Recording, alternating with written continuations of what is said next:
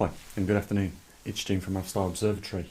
Guys, I've been talking about something now for probably 6-7 months, or even longer than that. I think I did touch on the topic of these face masks around the beginning of us all hearing about the coronavirus being a deadly airborne virus, and yet the governments have allowed people to wear these surgical masks as protection. And I've told many people that I know that these offer no protection to you, and I'll explain why. But there are some bigger issues here. 50% of the global population don't believe that there is any coronavirus at all. And we know that the governments have spent now hundreds of billions of pounds on research, support, and a lot of other things. So that is very serious, because this is money that we have to pay back at some point. Doesn't matter where you are, if your governments are borrowing money in order to spend with regards to this crisis, then we will at some point have to pay that back. So it's very serious. This is serious, right? They're borrowing billions of pounds on the back of COVID-19, and yet they are happy for people to walk around with these on their face, and it's nothing more than a joke. I'm just going to show you, put it on so you can see just how poor these things are. Now I see a lot of people walking around like that, so the air goes straight up the nose and still can get through to their eyes or their ears. The problem with these masks, if you've studied basic fluid dynamics and understand how gas works, when I'm breathing in right now, the gas is going straight through this region here, and any point like these two creases here, it's being sucked in through there first. So if we're really dealing with an airborne virus, this mask offers very little protection. Now they do have a little steel bar which you can bend to make it tight around your nose, but if you just breathe a few minutes in these masks, you will feel the air coming up through around your nostrils. That means it's not just when you exhale the air's coming out through the nostril regions or these creases, but when you inhale, the air is also coming through. If you wear glasses, you'll notice that they steam up very quickly with these masks. Now, like I say, if you are serious about giving these out or allowing people to wear them, first of all there needs to be some instructions, because people, like I say, wear them around the mouth and leave the nose exposed. They wear them in such poor fashions, but it doesn't make any difference. The other issue is that we allow our medical people on the front line that work in these hospitals to wear these such masks. Right? They might also have one of these masks on with a visor like this. How much protection do you think you've got with the visor? You can already see the visor steaming up as it's on. So you've got no protection with this visor, because the air again is rushing in through the most accessible points and into your mouth. If the government was serious about this being a deadly virus, and as they've claimed, 400,000 people in the United States, nearly 100,000 people in the UK have died as of COVID, then you would think the first thing that they would take serious, like the borrowing of the money, would be making sure that the people were informed on how to protect themselves minimally with an appropriate mask. And what I'm talking about,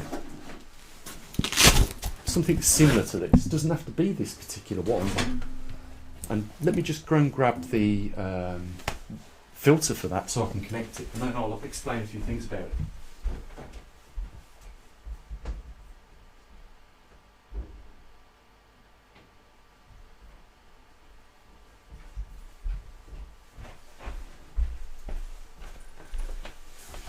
So I'll just attach this filter to the mask, as you can see on there, and then I'll just go over a few points about this mask. It's an old mask, I've got a couple of these, but there's a few important things about these masks. First of all, if you look inside, there is a nose seal there, so it seals tightly around your nose and mouth. And then secondly, there's an outer seal all the way around the edge, which seals your face. Now, if you're in the armed forces or the fire brigade, you'll be told to make sure you're always clean shaven, because you will destroy the integrity of the outer seal. Because obviously, if you've got hair around your mouth, you are creating an entry point for that air. But if it seals tightly around your face, first of all, then you're going to reduce the amount of air that flows in there. Now, let's take it serious, guys. The government could have issued, if this was as bad as what they say it was, they could have issued everybody with one of these masks with only a smidgen of the cost of what they have invested the money in already. And this is an offer or a minimum protection against an airborne virus. If you look at the laboratories, people that are working with biological materials that are harmful, you'll see that they're wearing hazmat suits. And the reason why they're wearing them is because they are dealing with highly toxic and dangerous microorganisms. You would not never see them working in a laboratory with such a joke as this. Yet this is what the government have allowed people to wear, not just here in the UK, but pretty much everywhere around the world. They're sitting on planes with these. And if we are to take this serious, surely this mask should be recognised as what it is, nothing in forms of protection against this disease, especially if it is an airborne virus and as deadly as what they are saying it is. You know, I've got to also say, who should be the ones that are bringing this to the attention of the governments? You would think the World Health Organization would have brought this up. You would have thought that if the World Health Organization was actually concerned about people and how they, protect themselves minimally against this virus, you would have at least seen some adverts of how to put this on your face properly. Because clearly we don't even see that. There has been no money spent whatsoever on telling people correctly how to put a mask on their face. And I will say also, there has been no money spent on providing appropriate protection for the world's population right now with regards to face coverings. Because if they was serious, if they was really serious, we would be wearing something like this daily. Now, when you see things like, this being worn in conjunction with one of these visors, you ask yourself the question, is it any wonder why 50% of the population of the world do not trust the government on this matter when they have not even addressed the most simplest thing of what they have asked people to wear? This offers no protection. This offers zero protection against an airborne virus. And if it is as deadly as they say it is, then the governments around the world should have, issued everybody with one of these, and they haven't, have they? So, I have no sympathy for a government anywhere around this world that's trying to state the importance of wearing masks and, keeping safe distances and this, that and the other, when clearly their top scientific advisors have not even brought the fact to their attention that these masks are useless.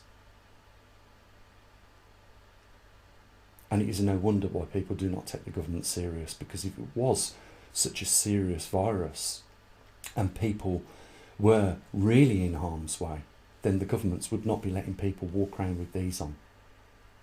You see, this offers no protection. This only offers minimum protection. But you see, the thing is with this, it offers eye protection, nose and mouth protection, which covers most of the orifices on your face for entry point for an airborne virus. Doesn't protect your ears, but then, this in conjunction with something else could provide that protection for you. But the point is that the governments aren't even mentioning this very fact. And you have to ask the same question, why is that? Why do they allow people to walk around with something that gives them no protection? It is nothing more than a placebo effect. And, they are supposed to be so, proclaimed scientific advisors. Yet, when they carry on not mentioning, the truth about these things, then you have to ask the question, what exactly are they advising, and on what capacity are they advising? So I just wanted to put that out there, guys. There is a couple of other things I wanted to talk about, but I don't think I want to mention them in this video, because I think the important point is this. It is serious that the governments around the world have invested billions of pounds, hundreds of billions of pounds to date within the last 12 months of being in this pandemic. And, we have not seen any of the advisors mention masks, appropriate wearing of them, or the World Health Organization. Yet, only a couple of days ago, Biden signed an executive order to reimburse them the money that they was getting before. I'm talking about the World Health Organization getting their money, which the former president had stopped. They have failed to tell us in advance that there was a problem in China with this virus. They've also ill-informed people by not mentioning how safe these things are, and by that put our frontline staff at even increased risk because of that. Because what our frontline staff should have been wearing is nothing short of this. This is minimum protection. This, even when worn with one of these, is zero protection. As always, bye for now.